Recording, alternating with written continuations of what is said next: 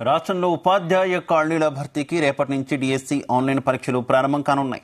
మొత్తం 11,062 పోస్టుల భర్తీకి 2.79 లక్షల అప్లికేషన్లు అందాయి. ఆన్లైన్ పరీక్షలు ఆగస్టు 5వ తేదీ వరకు నిర్వహించనున్నారు. కాగా నిన్నటి వరకు 2,40,727 మంది అభ్యర్థులు తమ హాల్ టికెట్లను డౌన్లోడ్ చేసుకున్నారు. మొత్తం 14 జిల్లాల్లో 56 ఎగ్జామ్ సెంటర్లను ఏర్పాటు చేశారు.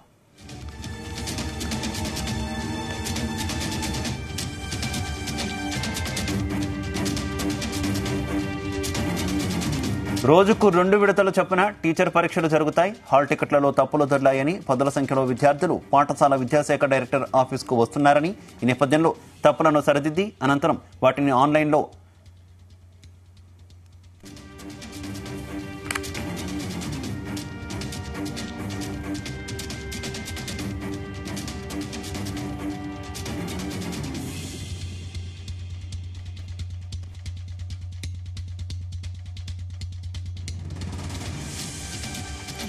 మరోవైపు డిఎస్సి పరీక్షలు వాయిదా వేయాలంటూ అభ్యర్థుల నుంచి తీవ్ర నిరసనలు వ్యక్తమవుతున్నప్పటికీ రాష్ట్ర సర్కార్ వెనుకంజ వేయలేదు. కానీ నిరుద్యోగులకు కాస్త ఊరటనిస్తూ త్వరలోనే 6,000 పోస్టులతో మరో డిఎస్సి ఉంటుందని డిప్యూటీ సీఎం భట్టి విక్రమార్క ప్రకటించారు. ఇదే చివరి డిఎస్సి కాదని, నిరసనలు మాని పరీక్షలకు అభ్యర్థులు సన్నద్ధం కావాలని పిలుపునిచ్చారు.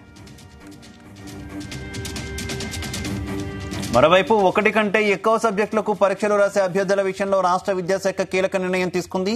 ఒకే రోజు 2 సబ్జెక్టుల పోస్టులకు సంబంధించిన డిఎస్సి పరీక్షలు ఉంటే అలాంటి వారు మార్నింగ్ ఎగ్జామ్ రాసిన చోటే రెండో పరీక్షకు హాజరయ్యే వెసులుబాటు కల్పించింది.